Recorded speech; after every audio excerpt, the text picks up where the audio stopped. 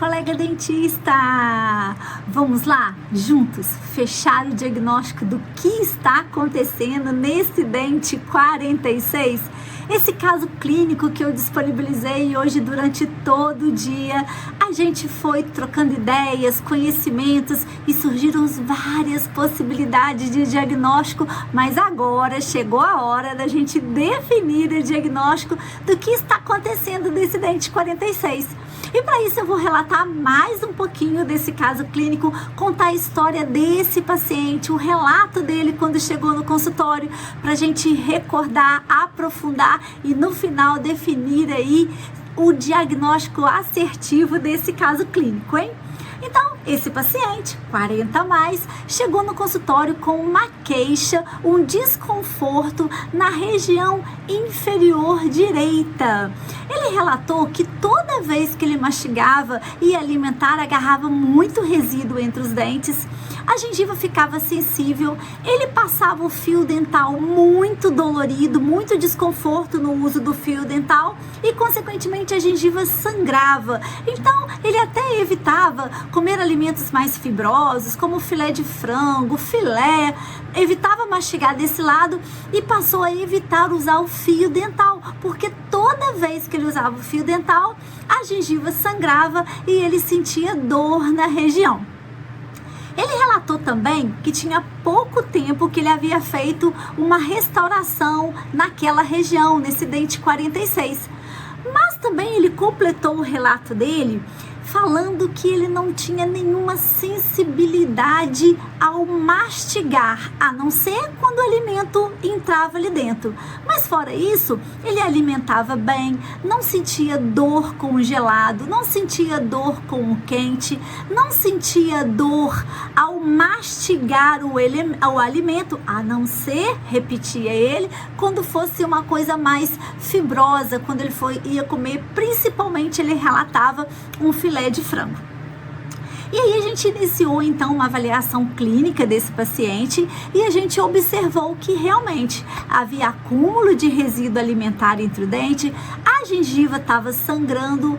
Quando a gente fazia a percussão horizontal e vertical, ele não tinha nenhum desconforto, mas quando a gente fazia uma palpação na região da gengiva, no espaço interproximal, o paciente relatava que dava uma dor, não uma dor extrema, mas uma dor. Uma outra coisa que ele pontuou pra gente também é que ele não tinha dores espontâneas. Às vezes estava trabalhando, perguntamos, o dente dói sozinho? Não, não dói.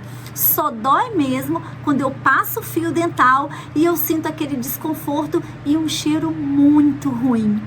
Na verdade, o que havia trazido o paciente até o consultório é pelo fato de quando ele passava o fio dental, ele sentia um odor desagradável e ele tinha uma preocupação se as outras pessoas também estavam sentindo. Nós realizamos então um raio-x periapical e é esse que eu disponibilizei aí para vocês, para a gente fazer um estudo e definir aí o diagnóstico do que está acontecendo e que está causando tanto desconforto ao nosso paciente.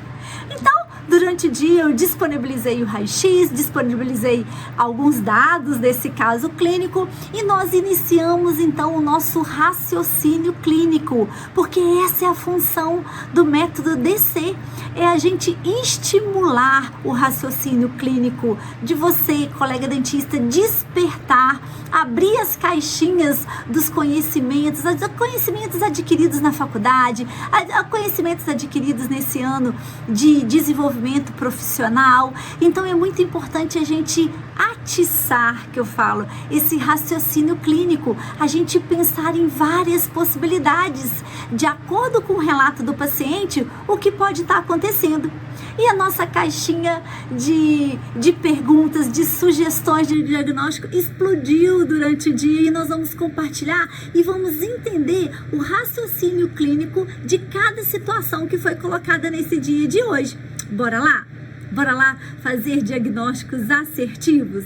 Vamos lá ficar seguros na realização dos procedimentos, conquistar a confiança dos pacientes, encher nossas agendas de atendimento? E aí, a colega dentista colocou que poderia ser na região mesial aí, ela observou uma perda óssea na região. Então, talvez o paciente não esteja conseguindo higienizar direito. Sim, o paciente não está conseguindo fazer uma higienização correta. Ele mesmo relatou que quando ele passa o fio dental causa um desconforto, então acabou deixando de passar o fio dental e protegendo aí, não comendo alimentos, principalmente o filé de frango que ele tanto falava. Um colega também observou, por esse raio-x, que havia uma região radiolúcida ali na região distal desse molar 46 e que poderia ser uma infiltração de cárie, ainda ter sido cariado. E aí, realmente é uma possibilidade a presença dessa região radiolúcida, mas na avaliação clínica nós observamos que não havia nenhuma infiltração, que essa resina realizada há pouco tempo, essa restauração, ela estava bem adaptada. E quando eu jogava ar ou água gelada, ou água e ar, o paciente não relatava nenhum desconforto. E possivelmente essa região radiolúcida aí, nessa região distal, na base da restauração, pode ser o material que foi utilizado para forramento desta restauração. Então, descartamos também a possibilidade de infiltração de cárie, de recidiva de cárie nesse dente 46. Uma outra colega também me enviou, poxa, deve ser esse canal parcialmente calcificado. Eu observo que esse 46 está aí com o canal atrésico, iniciando uma calcificação, sim, e foi uma ótima observação que a colega fez no raio-x.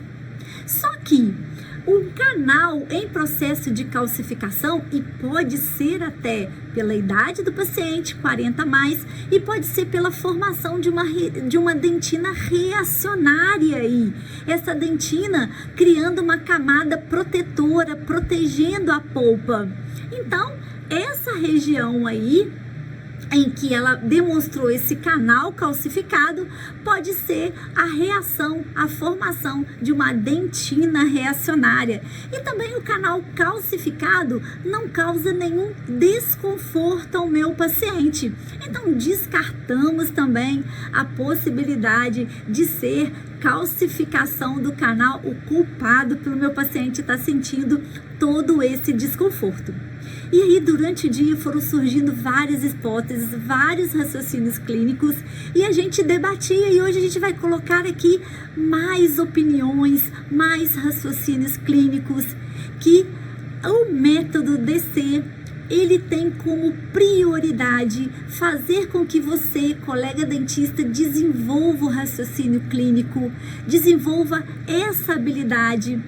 Dentro do método DC tem uma técnica específica para isso, mas ela é extensa, não dá para passar num único vídeo, tá? Então eu faço um convite a todos vocês que quando a gente abrir uma turma do método DC, estejam abertos para participar dessa turma, porque tenho certeza que vocês vão gostar e muito da metodologia do dentista confiante, tá bom? E aí nós tivemos várias outras propostas diagnósticas aí. Uma colega dentista observou, e a gente também pode ver nesse raio-x, uma infiltração de cárie na mesial do dente 45. Poxa, pode ser esse desconforto causado pela essa infiltração de cárie. E realmente a gente observou uma lesão cariosa na distal desse dente 45, como vocês podem observar aí no raio-x. Mas a gente olha, o dente 45 já tem o canal tratado. E quando a gente vai observar, a infiltração de cárie ou a lesão cariosa está na região radicular abaixo da restauração. Então, não foi uma infiltração de cárie que causou, que iniciou essa lesão cariosa. Tem alguma outra coisa que está causando essa infiltração de cárie e essa lesão de cárie radicular. A gente precisa sim fazer essa restauração do 45. Até uma colega sugeriu aqui no nosso raciocínio clínico que a gente fizesse um tratamento mais conservador, né? Que a gente fizesse a remoção seletiva desse tecido cariado e fizéssemos a restauração. Excelente ideia. Mas para o nosso diagnóstico, para o paciente que está sentindo aí um desconforto na hora que ele vai passar o fio dental, sangramento, mau cheiro, ainda não é essa restauração, ainda não é essa infiltração de cárie. Vamos continuar o nosso raciocínio clínico? O que pode estar acontecendo nessa região do 46 que esteja causando esse desconforto ao nosso paciente? Então vamos lá olhar nas caixinhas do raciocínio clínico o que mais os nossos colegas dentistas sugeriram de hipóteses diagnósticas. A colega sugeriu, poxa, está tendo aí uma impacção alimentar, né? Essa região aí entre o 45 e o 46 está uma região amplificada e está acontecendo sim uma impacção alimentar. Sim, constar e muito, né? Foi um dos relatos do meu paciente. Ele falou que principalmente quando ele come carne, quando ele come alimentos mais fibrosos, retém muito alimento ali na região e deixa muito dolorido, tá? Mas não é a impacção alimentar que está causando todo esse dissabor. É sim a impacção. Mas o nosso diagnóstico, a gente não deve pensar só nos fatores que estão acontecendo, que são a resposta a uma causa principal. A gente tem que ir lá na causa principal para que nós sejamos resolutivos no atendimento desse paciente, para que a gente obtenha diagnósticos assertivos e temos segurança em realizar o procedimento que vai ser resolutivo para o nosso paciente. Então vamos lá, vamos continuar nossas caixinhas? A paciente também fez uma proposta de tratamento. Olha, vamos fazer então uma raspagem, né? Uma raspagem com uso de ultrassom, vamos passar a cureta ali, vamos deixar bem limpinho, vamos ensinar o paciente uma técnica de higienização, vamos pedir ao paciente que faça um bochecho com Periogard, né? Que é a clorexidina 0,12% para aliviar. Ótima indicação. Mas novamente nós estamos tratando aí dos sintomas que estão aparentes ali, né? A gengiva que está inflamada, desenvolvendo um quadro de gengivite, né? Nós vamos ali resolver local, aquele acúmulo, aquela impacção alimentar que está naquele momento. Então a gente vai fazer uma limpeza. Mas se a gente não fechar o diagnóstico do que está causando todo esse desconforto, uma semana depois o nosso paciente vai retornar com os mesmos relatos. Você vai fazer esse procedimento, você vai resolver o desconforto, a dor do seu paciente por uma semana e aí ele vai retornar e falar: doutora, melhorou, tá? Olha, doutor, ficou ótimo nos primeiros dias, mas olha, agora voltou tudo de novo. Porque nós tratamos os sintomas, as consequências, mas nós não tratamos a causa. Então, bora lá. Vamos continuar o nosso raciocínio clínico? E aí teve um colega também que disse: eu tô observando aí uma perda óssea. A crista óssea aí na região entre o 45 e o 46 tá tendo uma perda óssea ali. Realmente está tendo uma perda óssea ali na região. E isso é impacção alimentar, todo esse desconforto, uma resposta óssea. E a colega ainda colocou: olha, será que esse paciente não tem um histórico familiar de doença periodontal? E ele pode estar desenvolvendo, agora ele com 40 a mais, a doença periodontal com essa perda óssea?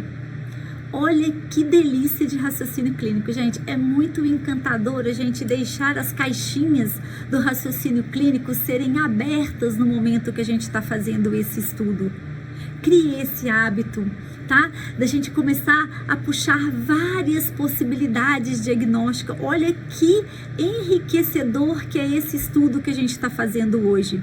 E a colega colocou, poxa, será que não é uma doença periodontal de origem hereditária?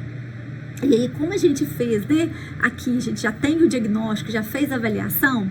Para a gente fazer isso, essa avaliação sobre a perda óssea de origem hereditária, normalmente ela é generalizada. A gente teria que estar avaliando aí todo um raio-x panorâmico, mas foi um excelente raciocínio clínico da colega. Mas não é perda óssea generalizada de origem hereditária, desenvolvimento de doença periodontal, que é o problema desse dente 46.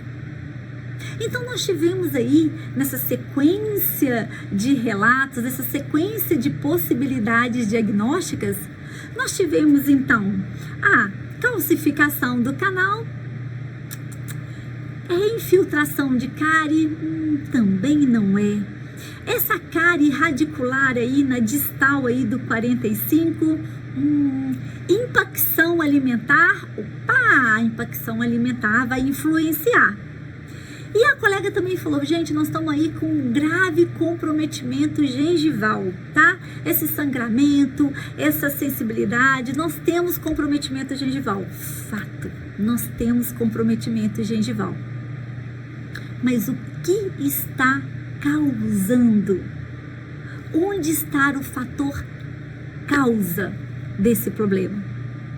E sabe onde está? Logo aqui, olha. Exatamente nesse pontinho. Que não existe.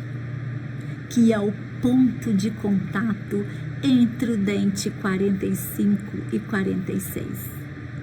E aqui eu queria parabenizar, uma salva de palmas a todos os colegas dentistas que pelo direct, que por mensagem, pela caixinha de pergunta responderam a ausência de ponto de contato, levando ao comprometimento do espaço biológico. Então, colega dentista, um apelo, atente-se ao ponto de contato das restaurações. O ponto de contato ou a ausência do ponto de contato pode causar toda uma alteração no espaço biológico. E eu, como pério, eu tenho um mantra que o espaço biológico ele é sagrado. E quando ele é invadido, olha o desconforto que traz. A restauração está bonita, esteticamente, uma resina maravilhosa. Mas nós temos aí a ausência do ponto de contato. E nem é por conta dessa resina desse 46. Se a gente observar, ali na região distal, mesial desse 46, é o dente natural do nosso paciente. Mas é a resina que foi realizada também no 45, com essa ausência aí desse ponto de contato. Então, olha, concluindo aí o nosso raciocínio clínico e fechando esse diagnóstico do dente 46. Nós temos aí a ausência desse ponto de contato, que favorece uma impacção alimentar. A impacção alimentar judia, altera, compromete o nosso espaço biológico. O epitélio juncional se rompe, facilitando ainda mais o acúmulo de resíduo alimentar. Formação de placas, biofilmes, invasão bacteriana, que acaba levando aí a uma infiltração de cárie na distal desse 45. E em resposta à invasão, ao desrespeito ao espaço biológico, a crista óssea alveolar danifica.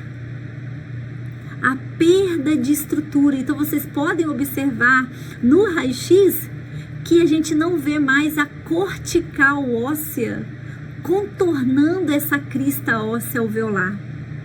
Então a gente precisa intervir imediatamente, realizando assim uma limpeza da região, curetagem, raspagem, para a formação de uma nova gengiva, mas principalmente ajustando essa resina, confeccionando uma nova resina ou uma onlay e devolvendo o ponto de contato entre o dente 45 e o dente 46.